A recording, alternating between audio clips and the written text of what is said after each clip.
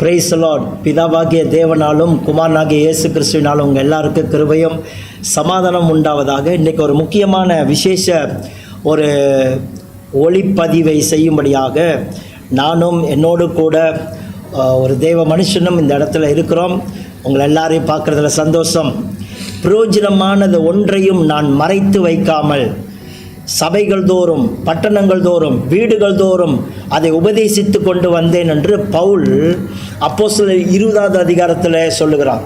பிரயோஜனமானதை நான் மறைத்து வைக்காமல், பிரயோஜனமானதை நான் உங்களுக்கு சொல்லாமல் இருந்ததில்லை அப்படின்னு பவுல் அப்போஸ்தலர் 20வது அதிகாரத்தில் சொல்லுகிறார்.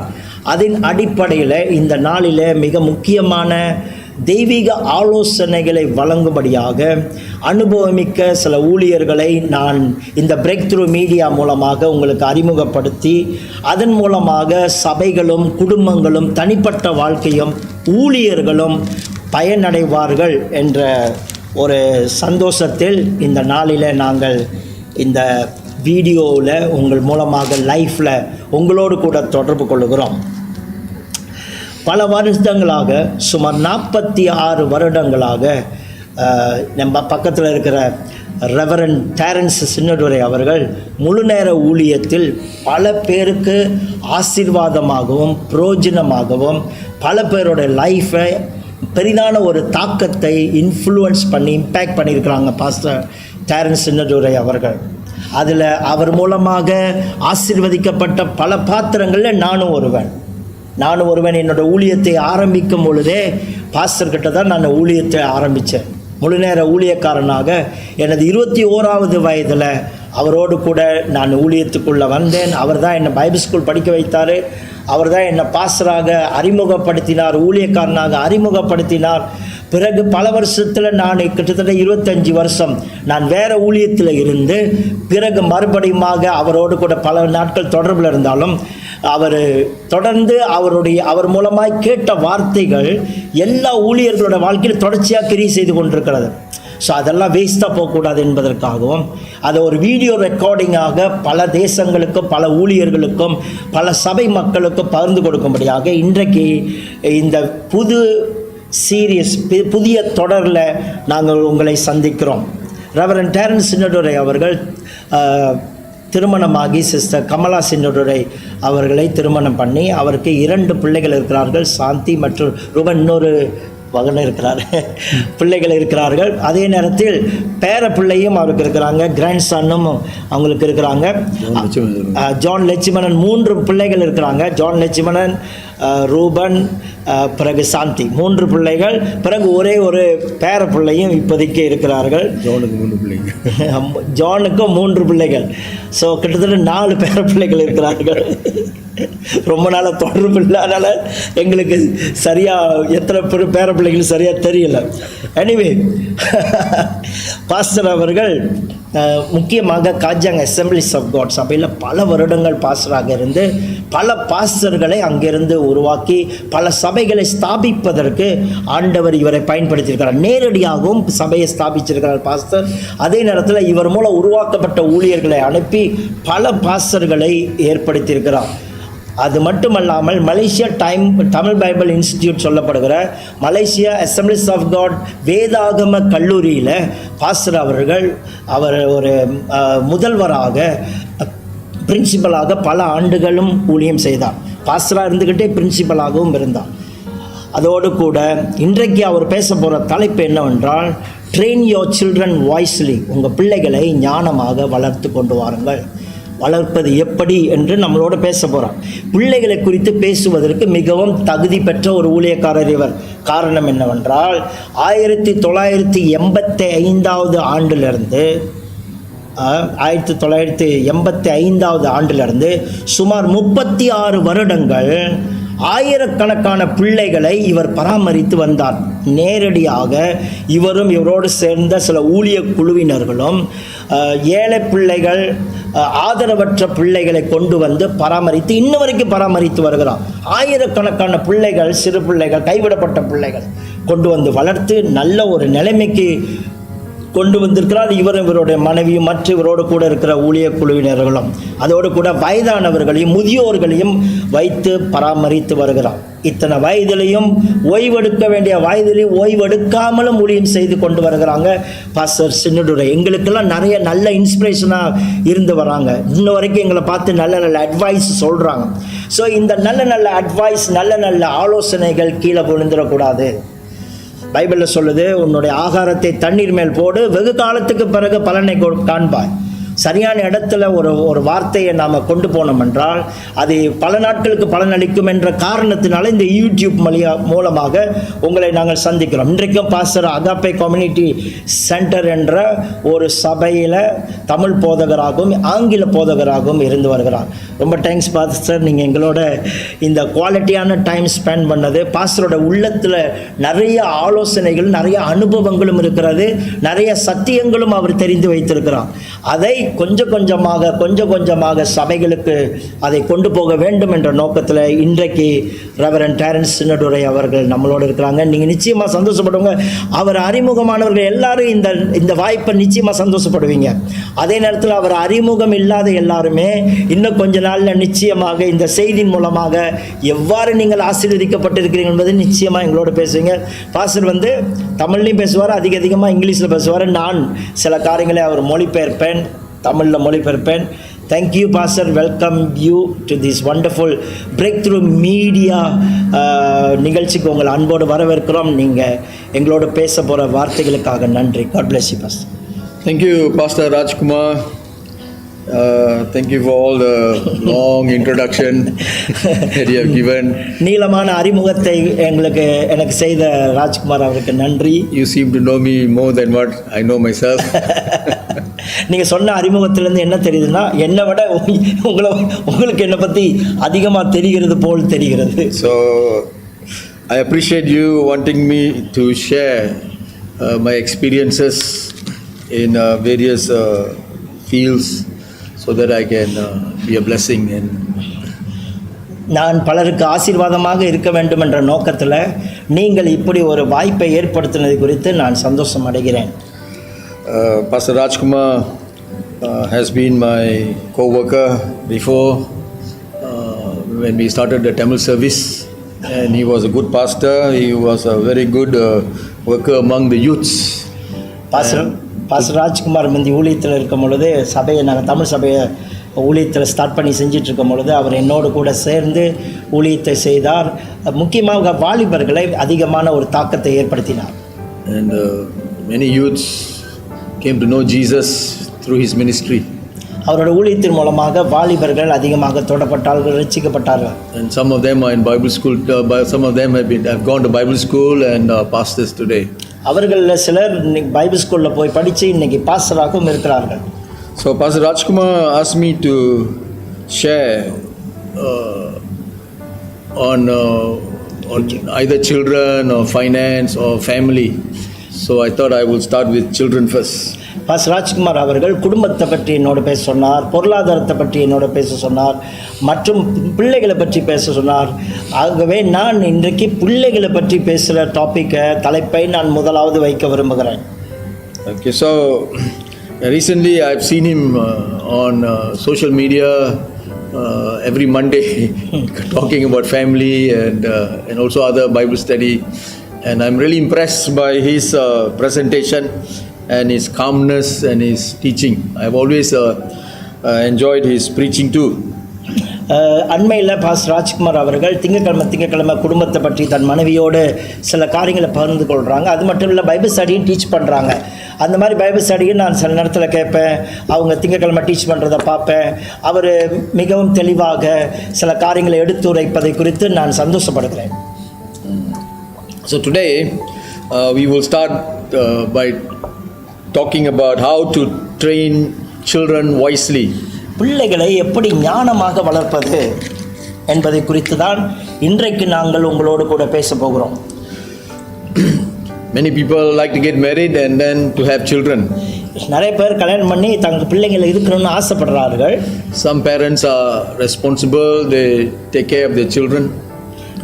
சில பெற்றோர்கள் ரொம்ப பொறுப்பாக தன்னோட பிள்ளைகளை சரியான முறையில் வளர்க்கிறார்கள். Some like to give birth to many children, but they don't really give much time to these children. சில பேர் பிள்ளைகளை பெற்றுக்க தான் ஆசைப்படுறாங்களே ஒழிய அந்த பிள்ளைகளுக்கு தங்களுடைய நேரத்தை கொடுக்க வேண்டும் என்பதை குறித்து அவர்கள் கரிசனை இல்லாதவர்களாக இருக்கிறார்கள். Recently in Kuala Lumpur, in a place called Bangsa, there was a fight involving Indian gangsters. அண்மையில் நம்மளுடைய நாளிதழில் நியூஸ் பேப்பரில் பார்த்துருப்பீங்க, பங்சாரில் ஒரு சண்டை வந்தது, ஒரு கலவரம் வந்தது. கலவரம் சொல்கிறத விட கேங்ஸ்டர்களுக்குள்ள குண்டர் கும்பலுக்குள்ள சண்டை வந்ததை பார்த்தோம். So one man died and another one got badly injured. ஒரு தமிழ் பையன் இறந்துட்டான், மற்ற இன்னொரு பையன் அதிகமான காயத்துக்குள்ளாக ஹாஸ்பிட்டலில் இருக்கிறான். So I also heard one Tamil leader talking about this, and he says, I don't understand why our Indian people, instead of being united, are fighting like this in the streets, and they are involved in gangsterism and related matters like this. இந்த சம்பவத்தை கருத்துரைத்த ஒரு தலைவர் இப்படியாக கருத்து சொன்னார். நம்ம நாட்டில் உள்ள ஒரு தலைவர், தமிழர். அவர் என்ன சொன்னார்னா, ஏன் தமிழனுங்க ஒத்துமையாக இருக்க மாட்டுறாங்க, ஒத்துமையாக இருக்கிறதோட ஏன் இப்படி சண்டை பிடிச்சிட்டே கிடக்குறானுங்க, எப்போ தான் அவனுங்க ஒத்துமை ஆவாங்க அப்படின்ற ஒரு கேள்வி எழுப்பினான். Many of the gangsters are Indians and they are fighting. நம்மள தமிழ் ஜனங்கள் தான் அதிகமான இந்த கேங்ஸ்டரிசமில் அல்லது குண்டர் கும்பலில் இறங்கி சண்டை போட்டுக்கிட்டே கிடக்குறாங்க. So he is blaming the parents for not guiding the children properly. அந்த நேரத்தில் கூட அந்த தலைவர் இப்படியான ஒரு வார்த்தை சொன்னார், இதெல்லாம் பெற்றவங்க செஞ்ச தப்பு, அம்மா அப்பாக்கள் சரியாக வளர்க்காம போயிட்டாங்க அப்படின்னு சொல்கிறார். So there may be some truth in that. அதில் சில உண்மைகள் இருக்கலாம். So today I am talking to parents. நான் சில பெற்றோர்களுக்கு, முக்கியமாக பெற்றவங்களுக்கு இதை குறித்து பேச வேண்டியது அவசியத்தை உணர்கிறேன். So I hope even the young people will listen to this. இதை மற்ற வாலிபர்கள், இளைஞர்கள் கூட பார்த்து ஆசீர்வதிக்கப்படணும், அதை கற்றுக்கொள்ளணும்னு நான் விரும்புகிறேன். So if we want good, responsible and godly youths and adults, it starts with godly children. எப்போ ஒரு நல்ல ஒரு முன்னேற்றமான, வளர்ந்த, முதிர்ச்சியான நல்ல ஒரு இளைஞர்களை, நல்ல ஒரு குடிமகனை இந்த தேசத்தில் அல்லது தேசங்களில் பார்க்கணும்னா முதலாவது பிள்ளைகள்கிட்டேருந்து ஸ்டார்ட் பண்ண வேண்டியது அவசியமாக இருக்கிறது. There are a lot of negative influences outside the home. வீட்டுக்கு வெளியில் நிறைய விதத்தில் தப்பான காரியங்கள் பிள்ளைகள் சந்திக்கிறார்கள். Even if parents are strict and loving towards children, but when they go out to school or to play in other places, there are a lot of negative influences. பெற்றவங்க நல்ல முறையில் வளர்த்துருந்தாலும் பிள்ளைகள் வெளியில் ஸ்கூலுக்கு போகும்பொழுதோ அல்லது மற்ற இடத்துக்கு போகும்போதோ வேலைக்கு போகும்பொழுதோ அங்கே தீமையான தாக்கங்கள் பிள்ளைகள் மேல் வருகிறது, தீமையான காரியங்களை கற்றுக்கொள்கிறார்கள். School friends, there are some relatives who are their cousins, school, environment, cinema. These all are bad influences upon children. நம்மளுடைய சினிமா படங்கள் மற்றும் நண்பர்கள் மற்றும் அவங்களோட கடந்து வர சூழல்கள் நிறைய விதத்தில் நம்முடைய பிள்ளைகளுக்குள்ள தீமையான காரியங்களை புகுத்தி வருகிறார்கள். I don't want to blame the Indian film industry coming from India, but the gangsterism and the fights and the gang matters, gang leaders, and how they have a lot of gangsters under them, how they fight, how they chop one another. All these have some on the gangsters in Malaysia, I believe. இந்த கேங்ஸ்டர்கள் அல்லது குண்டர் கும்பல்கள் இப்படி ஒரு விதத்தில் அராஜகம் பண்ணுவது சினிமாவிலிருந்து கற்றுக்கொள்கிற விஷயமாகவும் இருக்கலாம். சினிமாவிலையும் கூட இப்படி விஷயங்களை கற்றுக் கொடுக்கிறார்கள். பல விதத்தில் அவர்கள் வளர்ந்து வர சமுதாயத்திலும் இப்படி கற்றுக்கொள்கிறார்கள். So as such, parents need to work doubly hard to bring up their children. அதனால பெற்றோர்கள் என்ன செய்யணும்னா தன்னோட பிள்ளைகளை வளர்க்கிறதுக்கு ரொம்ப தீவிரமான முயற்சிகளை எடுக்க வேண்டும். Parents must be strict and at the same time loving their children. பிள்ளைகள் மேல் பெற்றோர்கள் மிகவும் கடுமையாகவும் இருக்கணும், அதே நேரத்தில் அன்பாகவும் இருந்து நடத்த வேண்டியது அவசியத்தில் இருக்கிறோம். It's not easy these days, but as the years goes by it becomes harder and harder. இது காலங்களில் ரொம்ப சுலபம் அல்ல பிள்ளைகளை சரியாக வளர்க்குறதுக்கு. ஆனால் இனி வரப்போகிற காலங்களில் இன்னும் கஷ்டங்கள், இன்னும் ரொம்ப மோசமான காலங்களை நம்முடைய பிள்ளைகள் எதிர்நோக்குவார்கள். So that's why we need God, we need church, we need good homes to raise these children up.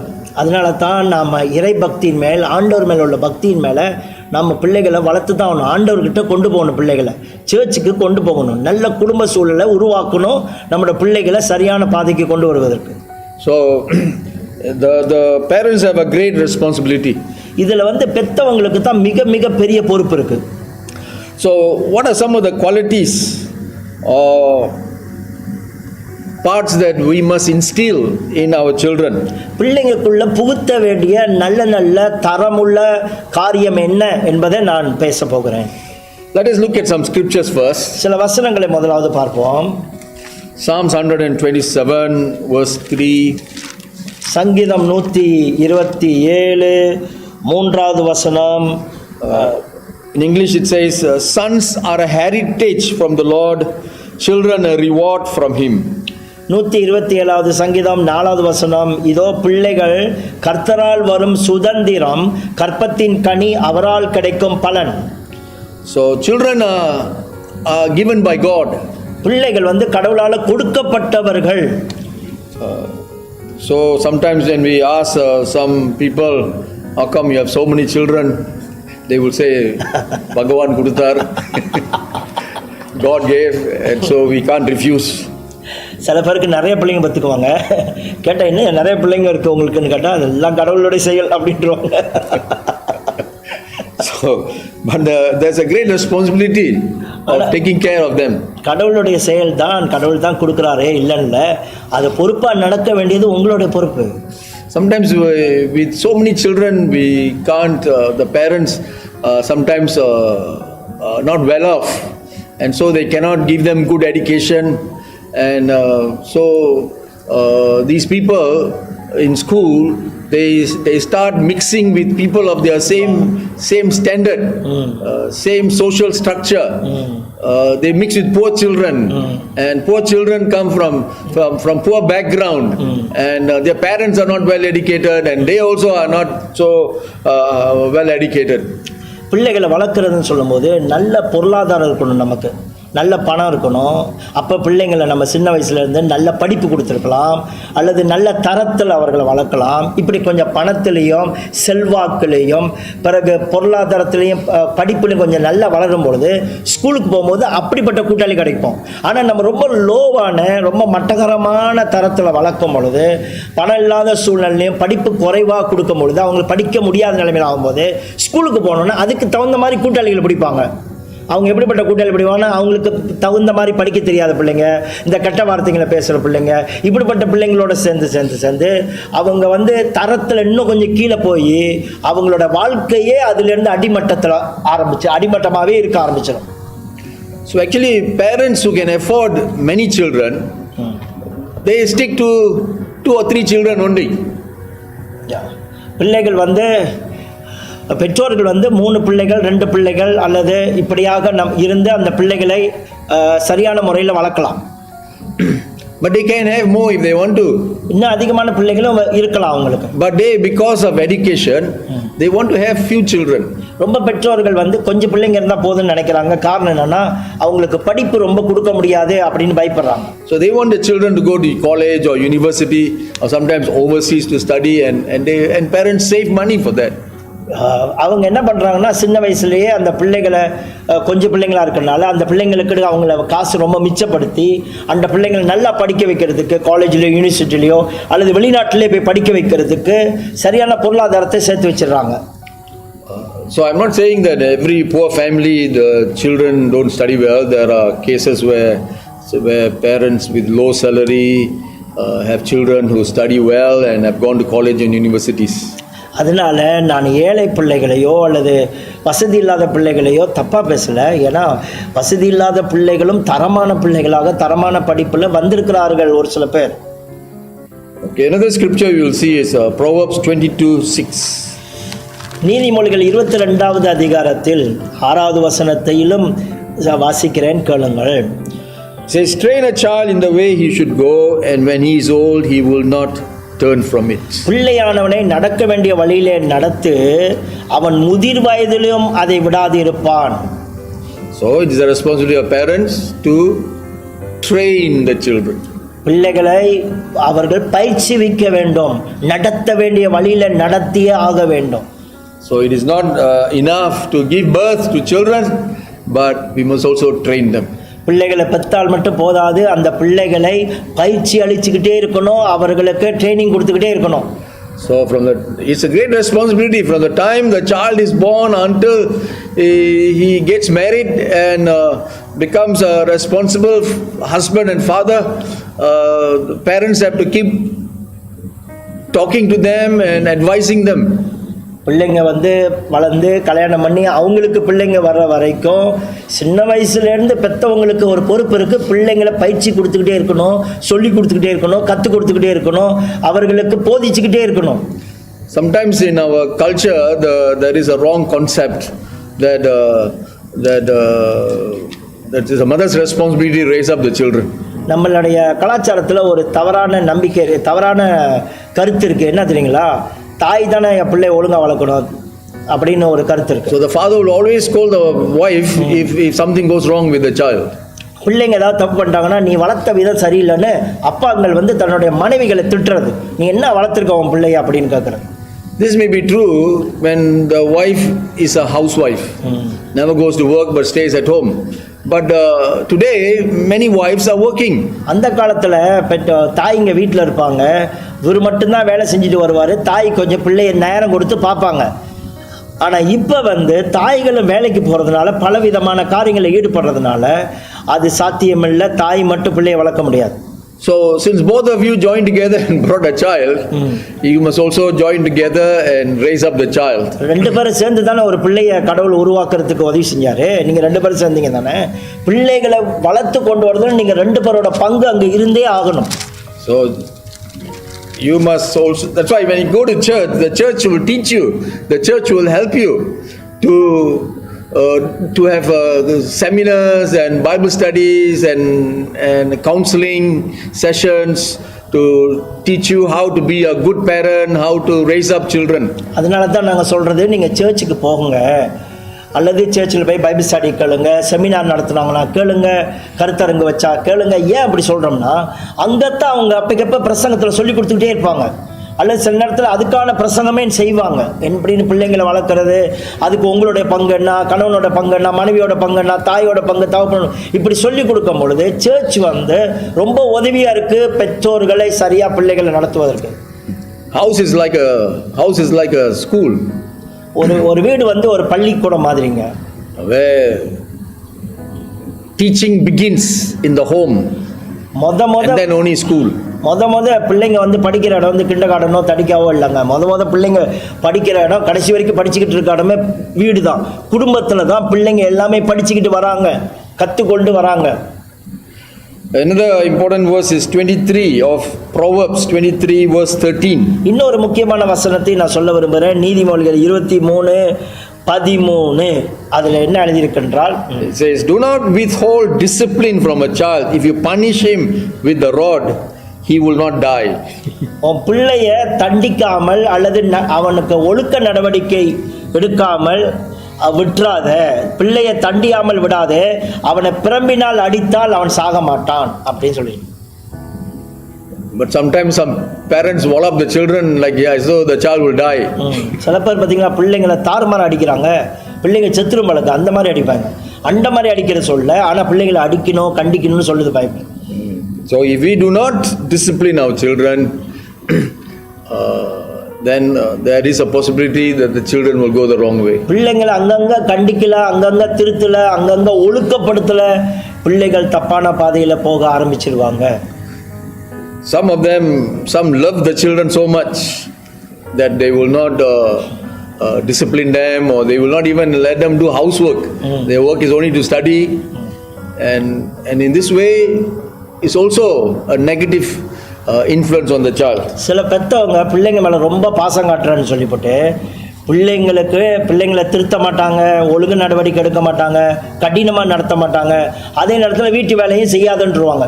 அந்த பிள்ளை செய்யலைன்னா விட்டுருவாங்க. நீ வீட்டு வேலைலாம் செய்யாத, நீ படித்தா போதும் அப்படின்னுவாங்க. இது பிள்ளைகளை தப்பான பாதையில் கொண்டு போகிறது.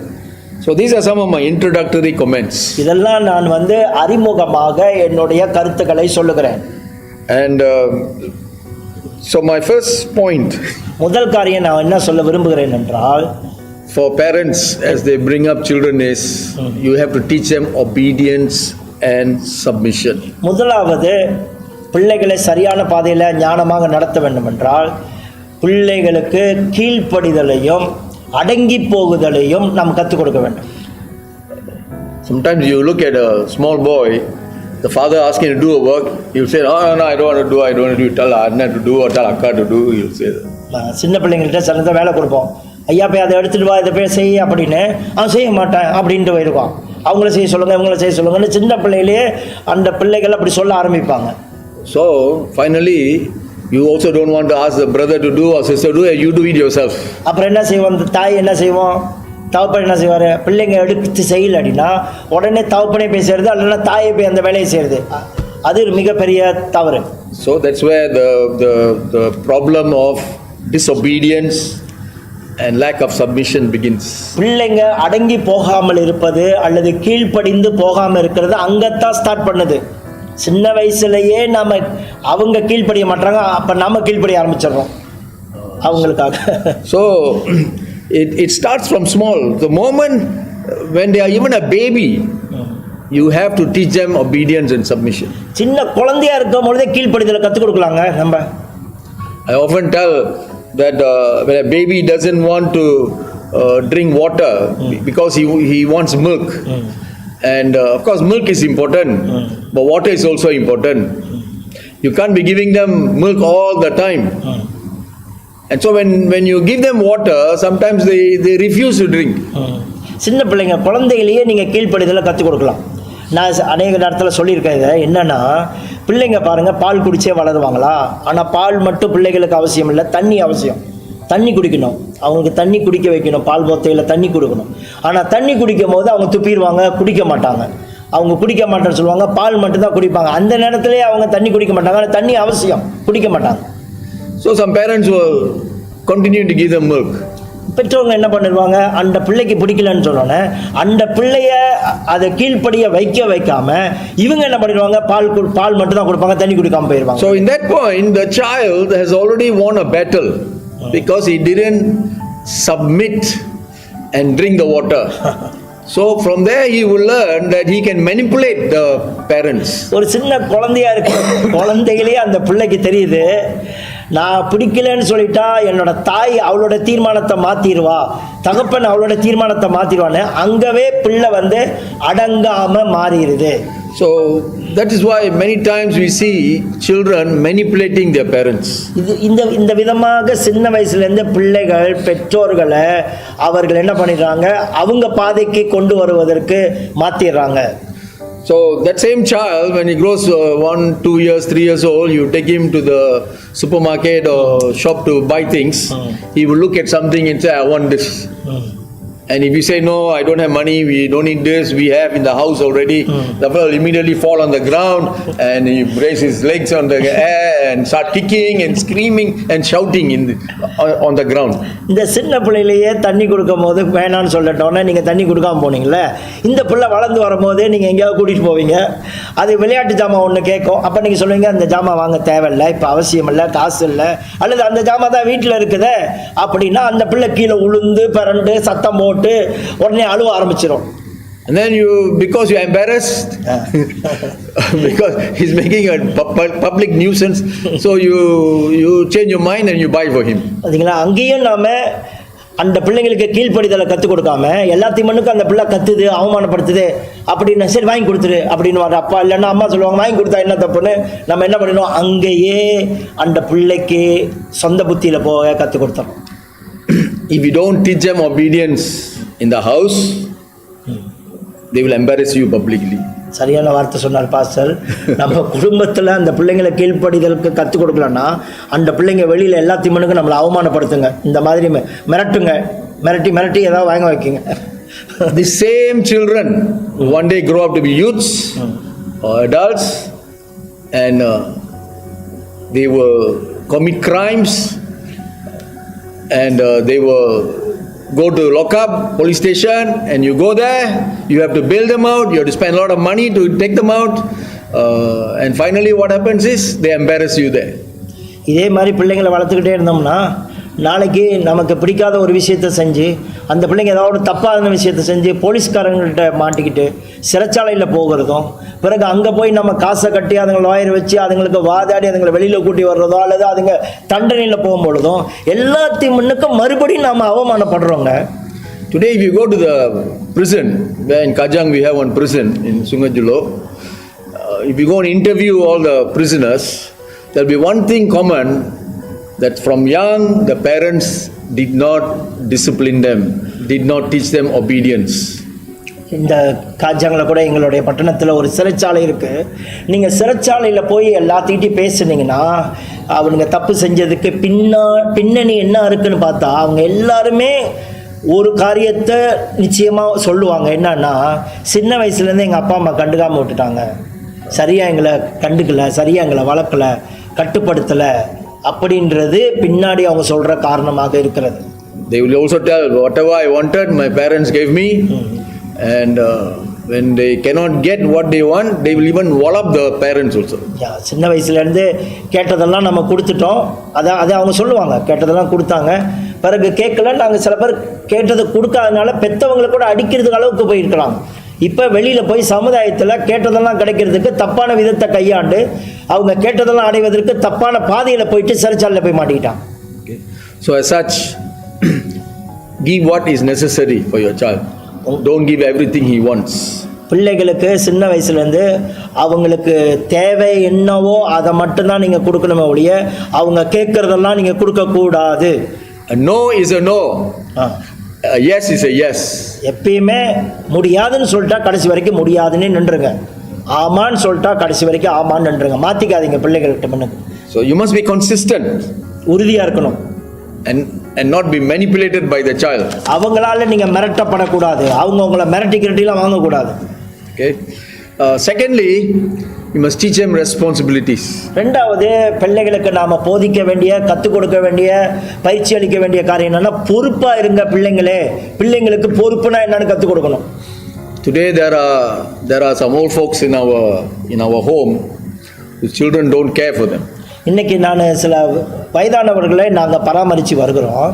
அந்த வயதானவங்களை தங்க பிள்ளைங்க கவனிக்காம கொண்டாந்து முதியோர் இல்லத்தில் விட்டுட்டு போயிட்டாங்க. No responsibility for the parents.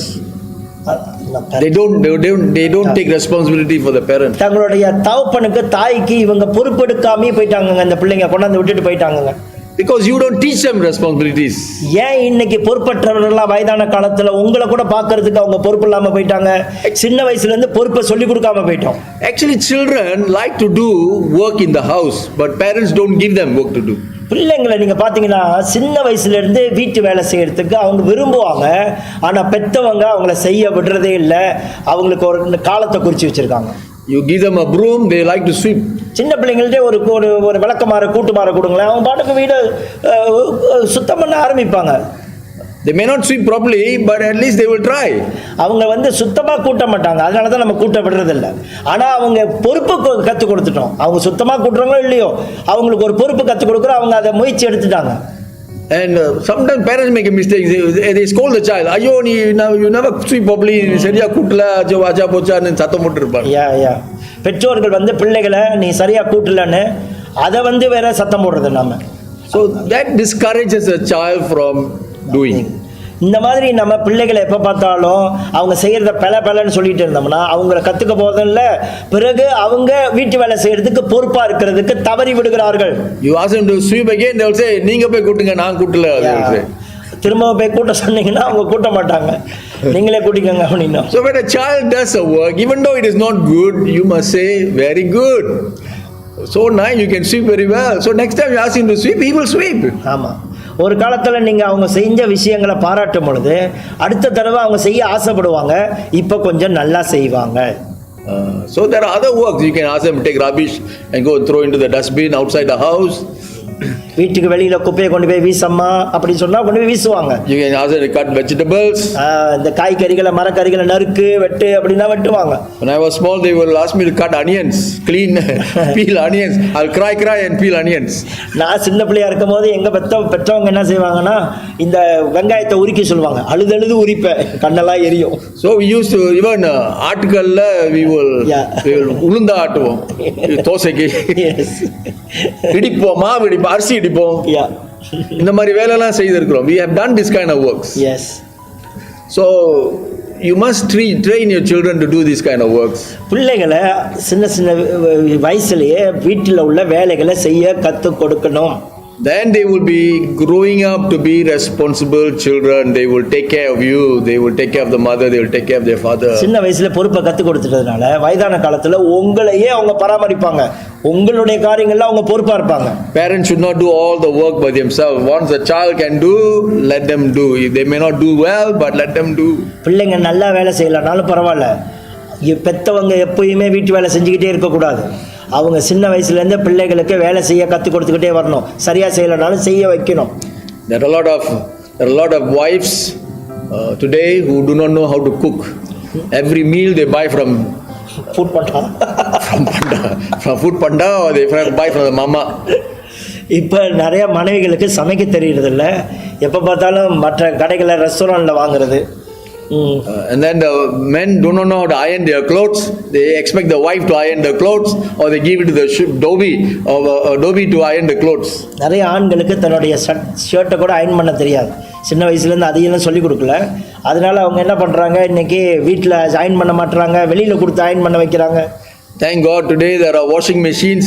If not, either the wife or the husband must wash the clothes.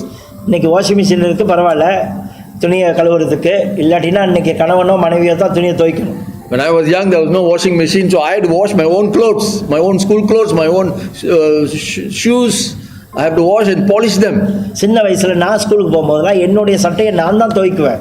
ஏன்னா அப்போ வாஷிங் மிஷினில் நான் தான் துவைக்கணும், நான் தான் உடுப்பெல்லாம் கழுவணும், பிறகு என்னுடைய ஷூ எல்லாம் கழுவி நான் தான் பாலிஷ்லாம் போட்டு வச்சுக்கணும். I have to iron my school shoes, my school shirts also, trousers also. என்னுடைய ஸ்கூல் உடுப்புகளை நான் அயன் பண்ணுவேன். நான் சின்ன பிள்ளையிலேருந்து அயன் பண்ணி பழகியிருக்கிறேன்.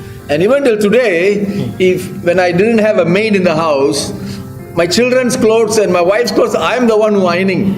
இன்னைக்கு கூட பாருங்க, சில நேரத்தில் எங்கள் வீட்டில் வேலைக்காரவங்க இருக்க மாட்டாங்க, நான் தான் என்ன பண்ணுவேன்னா என்னுடைய துணிகளை அயன் பண்ணுவேன், என் மனைவியோட துணிகளை அயன் பண்ணுவேன், ஏன் என் பிள்ளைங்களோட துணியை கூட நான் சில நேரத்தில் அயன் பண்ணுவேன். I save money by not giving to the dobi. மற்றவங்களுக்கு கொடுத்து வேலையை இது அயன் பண்ண விடாம நான் காசு மிச்சப்படுத்துக்கிறேன். I could do this because I was trained to do it when I was a young boy. இன்னைக்கு ஏன் இந்த வயசுல என்னால் அதெல்லாம் செய்ய முடியும்னா சின்ன பிள்ளையிலேருந்து இதை செய்ய பயிற்சிவிக்கப்பட்டிருக்கிறேன். My sisters can cook because they were taught to cook when they were young. என்னோட கூட பிறந்த சகோதரிகள்லாம் சின்ன வயசுலயே சமைக்கிறதுக்கு கற்றுக் கொடுக்கப்பட்டதுனால அவங்க சமைப்பாங்க. When my mother or sister make dosa in the house, I will watch and I also will make one small dosa for myself. நான் என்னுடைய சகோதரிகளோ என்னோட தாயாரோ தோசை செய்யும் போது நான் பக்கத்தில் நின்று நானும் எனக்காக தோசை செஞ்சுக்குவேன். நான் Today, if you want your children to be a good wife or a good husband, you have to train them when they are young itself. உங்கள் பிள்ளைங்க கல்யாணம் பண்ணி நல்ல ஒரு மனைவியாக ஒரு ஆளுக்கு நல்ல ஒரு கணவனாக பொறுப்புள்ள கணவனாக இருக்கணும்னா அது இன்னைக்கு பெற்றவங்க கையில் இருக்குது. So if you don't want your son-in-law to chase your daughter home, you better train her today to cook. இன்னைக்கு உன்னோட மகளை உன்னோட மருமக வீட்டை விட்டு துரத்தக்கூடாது, அந்த வீட்டில் சண்டை கண்டா வரக்கூடாதுன்னா இப்போவே நீங்கள் எல்லா விஷயத்திலையும் பயிற்சி கொடுத்து தான் ஆகணும். So prepare your young children today itself for marriage. இப்போவே உங்கள் பிள்ளைங்களை திருமணம் போய் நல்ல பொறுப்புள்ளவங்களாக மாறுறதுக்கு இப்போவே உங்கள் பிள்ளைங்களை நடக்க வேண்டிய வழியில் நடத்துங்க, கற்றுக் கொடுங்க. Thirdly, மூன்றாவது விஷயம் very important, ரொம்ப முக்கியம், teach them to have faith in God. பிள்ளைகளை கர்த்தர் மேலே, கடவுள் மேலே நம்பிக்கை உள்ளவர்களாக, கடவுளோட தொடர்பு கொள்வர்களாக, விசுவாசம் உள்ளவர்களாக நம்ம பயிற்சிவிக்கணும். From young, teach them to pray with them. பிள்ளைங்களை சின்ன வயசுலேயே ஜெபம் பண்ண கற்றுக் கொடுக்கணும். நாமளும் அவங்களோட சேர்ந்து ஜெபிக்கணும். The best way to teach them how to pray is pray with them. They are watching how you pray. The words you use are the words they will use. Yes. சின்ன பிள்ளைகள்லையே அந்த பிள்ளைங்களுக்கு ஜெபிக்கிறதுக்கு, ஜெபம் பண்ண வேண்டுவதற்கு கற்றுக் கொடுக்குறது எப்படின்னா, அந்த பிள்ளைங்களோடு நீங்கள் சேர்ந்து ஜெபிக்கிறது தான். நீங்கள் ஜெபிக்கும் போது எப்படி நீங்கள் ஜெபிக்கிறீங்க, எப்படி கை உயர்த்துறீங்க, என்னென்ன வார்த்தை பாவிக்கிறீங்க, என்ன மாதிரி நிலைமையில் ஜெபிக்கிறீங்க, இதெல்லாம் அந்த பிள்ளைங்க பார்த்து பார்த்து கற்றுக்குவாங்க. That day I saw my grandson. I was in somebody's house. I was in his grandmother's house, and we were eating. So they put a English nursery rhyme and for him to watch while we were eating. நான் அன்னைக்கு என்னுடைய பேர பையனுடைய பாட்டி வீட்டுக்கு போயிருந்தோம். அங்கே அவர்கள் நாங்கள் சாப்பிட்றதுக்கு உட்காந்துருந்தோம். சின்ன பிள்ளைங்களுக்காக நாங்கள் என்ன செஞ்சோம், வீடியோவில் ஒரு சிறு பிள்ளைகளோட பாடல்கள் போட்டு விட்டுட்டோம். அதை அவன் பார்த்துக்கிட்டு இருந்தால் நாங்கள் அங்கே சாப்பிட போயிட்டோம். So he was very quiet. I was wondering, what is he doing so long? He's actually very active. He run here, run there, kick the ball and all that stuff. But he was very quiet. So I wanted to go and see what he's doing. நாங்கள் பார்த்துக்கிட்டு இருந்தோம். என்னடா பேர பையன் அமைதியாக இருக்கிறான ஒரு இடத்துல, அவன் எப்பயுமே அமைதியாக இருக்க மாட்டானே, ஏன் இப்போ ரொம்ப அமைதியாக இருக்கிறான்னு நாங்கள் சாப்பிட்ற டேபிள்லேருந்து எழுந்திரிச்சு வந்து பார்க்க வந்தேன் பையன் என்ன பண்ணுறாங்க. So when I came to watch him, my wife and the others were telling, don't go, because if he sees you, he will come to our dining room and disturb us. நான் அவனை போய் பார்க்க போகும்பொழுது அந்த பையனை என்னுடைய மனைவி சொன்னாங்க, கிட்ட போகாத, போனீங்கன்னா ஓடியாந்துருவான், அப்புறம் நம்மளை தொல்லை பண்ணுவான், அவன் அமைதியாக ஒரு இடத்துல இருக்கட்டும்னு சொன்னாங்க. So I went and I peeped and saw what he's doing. நான் அப்படியே ஒளிஞ்சிருந்து பார்த்த பையன் என்ன பண்ணுறான்னு. He didn't see me. அவன் என்னை பார்க்கல. He was really engrossed with the children's song. அவன் அந்த சிறுவர் பாடல்களில் தன்னோட மனதை செலுத்தினான். Whatever action the children were doing, they were raising hands, they were clapping and they were raising hands. And this was sitting down here, he also raising hands, he also clapping and listening very concentratedly on the singing. அந்த சிறுவர் பாடல்களை, துதி பாடல்களை இவன் பார்த்துக்கிட்டு அந்த பாடல்களில் என்னென்ன செய்கிறாங்களோ அதெல்லாம் இவனும் செய்கிறான்.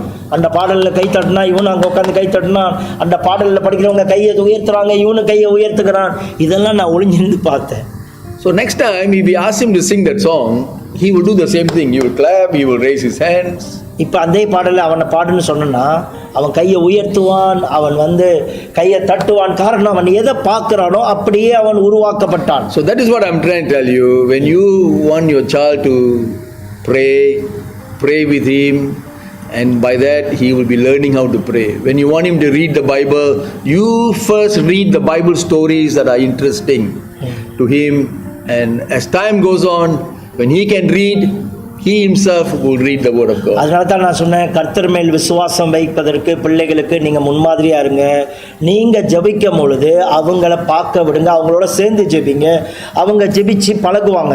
பைபிள் படிக்க போகிறோன்னா அவன்கிட்ட பைபிள் படி தம்பி அப்படி சொல்கிறதுக்கு முன்பதாக நீங்கள் பைபிளில் முக்கியமான கதைகளை வாசித்து அவன் முன்னுக்கு அவன் கூட சேர்ந்து வாசித்து அது என்ன சொல்லுதுன்னு அவங்கள்ட்ட விளக்கி சொல்லும் பொழுது அவர்களும் வேதத்தை வாசிக்க விருப்பம் உள்ளவராக மாறிவிடுவார்கள்.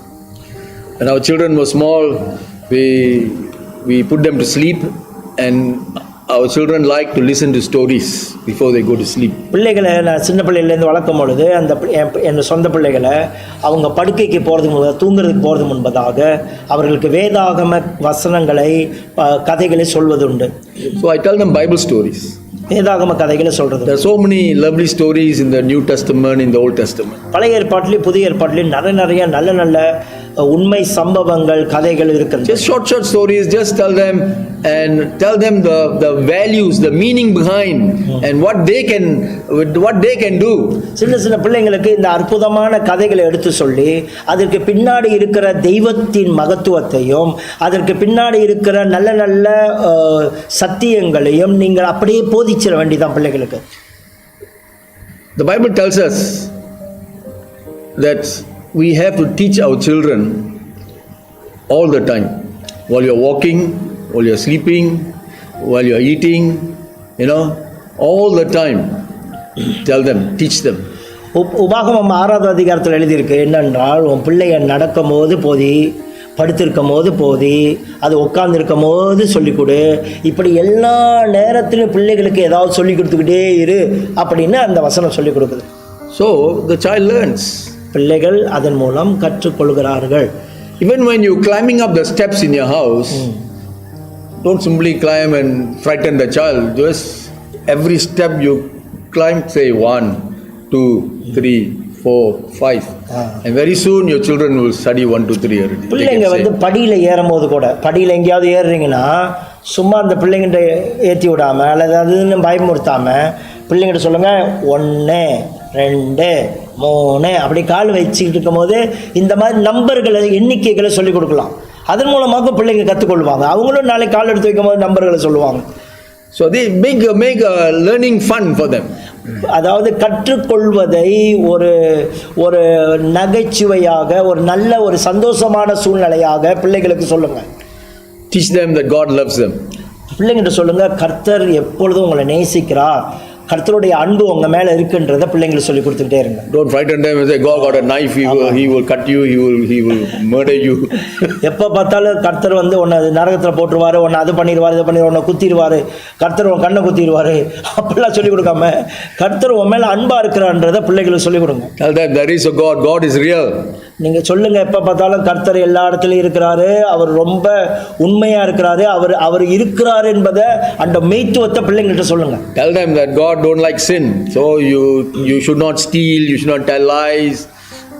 பிள்ளைங்கள்ட்ட சொல்லிக் கொடுப்போம், பாவத்தை கடவுள் வெறுக்கிறாரு, பாவம் அவருக்கு பிடிக்காது, அது என்னென்ன பாவம்னு ஒன்று ஒன்றா பட்டியலில் சொல்லுங்கள். இந்த பாவம்லாம் கடவுளுக்கு பிடிக்காதுன்னு பாவத்தின் பட்டியலில் சொன்னீங்கன்னா அந்த பிள்ளைங்களுக்கு தெரியும், ஓ இதெல்லாம் பாவம்னு.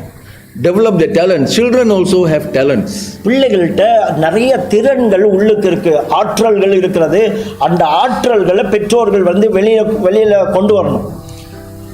Children like to sing, just like everybody likes to sing. So singing can be a talent that the child can develop. பிள்ளைங்கள் வந்து பாடுற திறமை உள்ளவர்கள் இருக்கிறாங்க. அந்த பிள்ளைங்க எல்லா பிள்ளைங்களும் பாட விரும்புவாங்க. அப்படியே அவங்களுக்கு பாடல் திறன்களை சொல்லிக் கொடுங்க, பாட்டு பாட சொல்லுங்க. So it's a parent's responsibility to send a child to music classes, just like you send them to tuition classes. Some parents will have every day one tuition for them. எல்லா பெற்றோர்களுமே அவங்களோட பொறுப்பு பிள்ளைகளுக்கு என்னென்ன பயிற்சி கொடுக்கணுமா பாருங்க. சில பெற்றோர்கள் வந்து நீங்கள் அடிக்கடி அன்னாட டியூஷனுக்கு அனுப்புகிறீங்க, அதே போல் மியூசிக் இசை பயிற்சிக்கு அனுப்பணும். மற்ற திறன்கள்லேயும் வெறும் படிப்புன்னு மட்டும் போடாமல் என்னென்ன திறன் இருக்கோ ஆற்றல் இருக்கோ அந்தந்த ஆற்றல்களில் பெற்றவங்க கொண்டு போய் விட்டு அவங்கள ஸ்கூல் கொண்டு போய் விடுற மாதிரி அல்லது டியூஷன் கொண்டு விடுற மாதிரி இதுலேயும் கொண்டு போய் விட்டு பயிற்சி வைக்கணும். Bible tuition you give at home.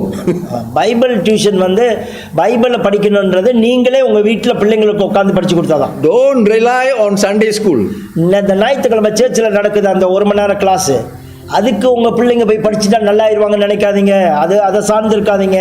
You send them to school every day, but Sunday school only once a week. ஆமாம், சண்டே ஸ்கூல் வந்து இந்த சேர்ச்சில் நடக்கிற பிள்ளைங்களுக்கு டீச் பண்ணுற சண்டே ஸ்கூல் வந்து வாரத்துக்கு 1 நாள் தாங்க நடக்குது. அதனால பிள்ளைங்களை எப்படி நம்ம பயிற்சி வித்து நல்லா உருவாக்க முடியும்? ஸ்கூலுக்கு அன்னாடு போகிறதுனாலேயே அப்போ கூட பிள்ளைங்க படிப்பில் தேர முடியலன்னா நம்ம எப்படி வாரத்துக்கு 1 நாள் சேர்ச்சில் உள்ள சண்டே ஸ்கூலை நம்புறது? அதில் பிள்ளைங்க நல்லாயிருவாங்க. இல்லை, பெற்றோர்கள் ஒவ்வொரு நாளும் பிள்ளைகளுக்கு கொஞ்சம் நேரம் வேதத்தை போதிக்கணும். I told you in the beginning, the house is a school. நான் ஆரம்பத்திலே சொன்னேன், பிள்ளைக்கு வீடு தாங்க பள்ளிக்கூடம், முதலாவது பள்ளிக்கூடம். House is also a church. நம்மளுடைய வீடு தாங்க முதலாவது சபை. So you can teach them many things. நிறைய விஷயங்களை போதிக்கலாம். They can learn. நாம வந்து அவர்கள் அதனால கற்றுக்கொள்வார்கள். My wife and I don't know how to play any musical instruments. We can't even sing properly. நானும் என்னோட மனைவிக்கும் பாடக்கூட சரியாக வராது, எந்த இசையும் எங்களால் ஏற்ற முடியாது, இசைக்கு எங்களுக்கு தூரம். But we send our children for music classes when they were young. எங்கள் பிள்ளைங்களை சின்ன வயசுலேயே இசை பயிற்சிக்கு படிக்க அனுப்பியிருக்கிறோம், இசைகளை போய் படிங்கன்னு சொல்லியிருக்கிறோம். Today they are playing music for the church, in the church. இன்னைக்கு சர்ச்சில் பிள்ளைங்கள்லாம் மியூசிக் விளையாடுறாங்க, மியூசிக் மூலமாக இசையின் மூலமாக கர்த்தரை துதிக்கிறாங்க. So every child has talents, they can be developed. எல்லா பிள்ளைகளுக்குமே ஆற்றல் இருக்கிறது, அந்த ஆற்றலை வளர்த்து கொள்ள முடியும், அவர்கள் கர்த்தருக்காக பயன்பட முடியும். Okay, so always understand that children are like a plant, a flower plant that need to be taken care of if you want the plant to bloom. ஒரு பிள்ளைகள் ஒரு சின்ன ஒரு தாவரம் மாதிரி அல்லது செடி மாதிரிங்க, அது வளர்ந்து பலன் கொடுக்கணும்னா அது ஒவ்வொரு நாளும் அதுக்கு கவனம் கொடுக்கணும், ஒவ்வொரு நாளும் அதை பராமரிக்கணும், ஒவ்வொரு நாளும் அதுக்கு செய்ய வேண்டிய கடமைகளை நம்ம செஞ்சுக்கிட்டே தான் இருக்கணும். One man looked at the neighbor's garden and said, "Wow, you have very beautiful garden. Look at my house, all weeds and lalang only growing." ஒருத்தர் இப்படி சொன்னார், பக்கத்து வீட்டுக்காரங்களை பார்த்துட்டு, நீங்கள் ரொம்ப அழகாக வச்சுருக்கீங்களா, உங்கள் வீடு ஒரு தோட்டம் மாதிரி அழகாக இருக்குது, உங்களோட பூக்கள் எல்லாமே பழங்கள் எல்லாமே ரொம்ப அழகாக இருக்குது, என் வீடை பாருங்களேன், எல்லாம் புல் மண்டி கிடக்குது, காடு மாதிரி இருக்குது, எல்லாமே சுற்றி இருக்கு, அசிங்கமாக இருக்குன்னு சொன்னாராம். So the other man said, "I spend a lot of time on my plants. I pull out the weeds, I pull out the lalang, and I pour water every day. When there's no rain, I take care of the plant like my own children," he said. அவர் என்ன பக்கத்தில் இருக்கார் என்ன சொன்னான்னா, நான் ரொம்ப நேரம் கொடுக்குறேன் இந்த தோட்டத்துக்கு தண்ணி ஊற்றுறேன், இந்த தோட்டத்தில் வளரக்கூடாத சில முள்ளுகள் மற்ற செடிகளை பிடுங்கி வீசுகிறேன், பிறகு இந்த தோட்டத்துக்கு எப்பொழுதும் பராமரிக்கிறேன். சுருக்கமாக சொல்ல போனால் பிள்ளைங்களை வளர்க்குற மாதிரி இந்த தோட்டத்தை வளர்த்துக்கிட்டு இருக்கேன் யான்னு சொன்னாரான். அதனால தான் இன்றைக்கி பார்க்கும் போது இவ்வளோ அழகாக இருக்குது. So in the same way, if you don't take care of your children, don't correct them when they need to be corrected, don't discipline them when they are naughty, then you will find your children growing up like the other man's house, all lalang and weed and all kind of problems. பக்கத்து வீட்டில் ஒருத்தருடைய வீடு எல்லாம் புல்லுக்காடாக இருந்துச்சுல்ல, புல்லுக்காடு மாதிரி, அது மாதிரிங்க நம்ம பிள்ளைங்களை கவனிக்காமையே போயிட்டோம்னா அதுங்க நாளைக்கு முள்ளா மாறி அதுங்க காடு மாதிரி வளர்ந்துருக்குங்க. I think thanks we can conclude. Okay, we will stop here today. இன்னைக்கு அருமையான 3 காரியங்களை படித்தோம், நாங்கள் இப்பொழுது நிறுத்துவது நல்லது. So I hope that you have benefited from this. We have got many more things to tell you, and as time goes on we will meet and talk about the other things. வாரத்துக்கு ஒரு நாள் இப்படி ஒரு நல்ல recording செய்வோம். அதனால் time ஆனதுனால இன்றைக்கி நாங்கள் பேசின காரியம் நிச்சயமாக உங்களுக்கு பிரயோஜனமாக இருந்திருக்கும், நம்ம வாழ்க்கைக்கு பயிற்சி கொடுப்பதற்கும் மற்றவருக்கு சொல்லிக் கொடுக்கறதுக்கு பிரயோஜனமாக இருந்திருக்கும். வரப்போகிற காலங்களில் இன்னும் அதிகமாக இன்னும் நிறைய விஷயம் இருக்குது உங்களோட பேசுகிறதுக்கு, நாங்கள் பேசுவோம். We want your children to, they may not be millionaires but at least they can be a success. உங்கள் பிள்ளைங்க பெரிய லட்சாதிபதியாக கோடீஸ்வரனாக இருக்கிறாங்களோ இல்லையோ அது பெருசு இல்லை, ஆனால் உங்கள் பிள்ளைங்க வெற்றியாளர்களாக இருப்பாங்க, எல்லா விஷயத்திலும் ஜெயம் உள்ளவர்களாக நிச்சயமாக இருப்பாங்கங்க. இப்படி நாம் பயிற்சி கொடுத்தோம்னா, Pastor Rajkumar told you that we have 3 children. The third child is not third in age, but in age he is number 1. He's an adopted boy. He came when he was 7 years old. எங்களுக்கு 3 பிள்ளைங்க இருக்கிறாங்க. அதில் ஒரு பையன் அவன் 7 வயசில் நாங்கள் தத்தெடுத்து வளர்த்தோம்.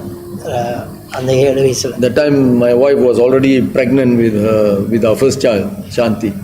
பிள்ளைக்கு நாங்கள் கர்ப்பமாக இருந்தாங்க என்னோட மனைவி. அந்த டைமில் தான் 7 வயசு பையனை நாங்கள் தத்தெடுத்தோம் எங்கள் வீட்டில். So he was quite a naughty boy. He knows that. வேறு பின்னணியிலேருந்து வந்ததுனால அவருக்கு கொஞ்சம் அவரை கட்டுப்படுத்த கஷ்டமாக இருந்துச்சு எங்களுக்கு. We had a tough time trying to guide him along. அவரை நாங்கள் வளர்த்து கொண்டு வர்றது எங்களுக்கு ரொம்ப கொஞ்சம் கடினமாக தான் இருந்தது. He was studying in a Tamil school. Tamil ஸ்கூலில் படித்தார். And his grandmother was looking after him. அவனோட பாட்டி தான் அவனை சின்ன வயசுலேருந்து வளர்த்தாங்க. We found him in our story hour Sunday school in one of the estates. ஒரு எஸ்டேட்டில் போயிட்டு நாங்கள் சின்ன பிள்ளைங்களுக்கு ஊழியம் செய்யும் போது தான் இந்த பையனை நாங்கள் கண்டுபிடித்து எங்கள் வீட்டுக்கு கொண்டு வந்தோம்.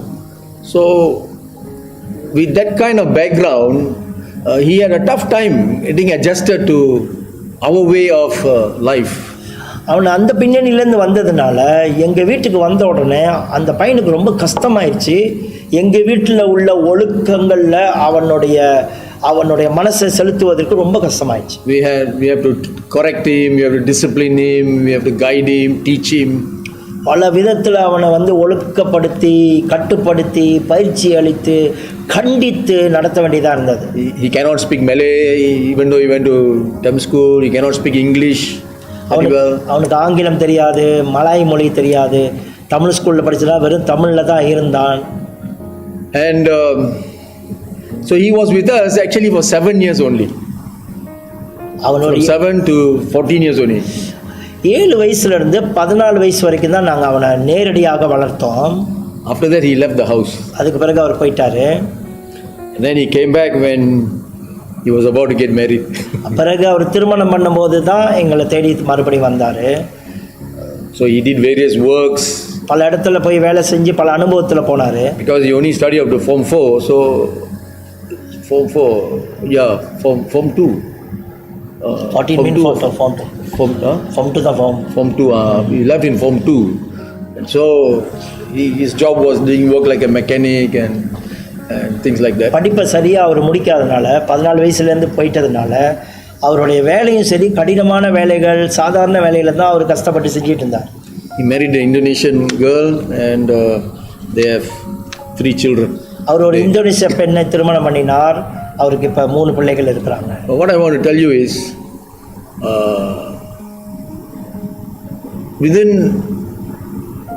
he came to us in Standard 1. In Standard 6 in Tamil school, he was the best English student.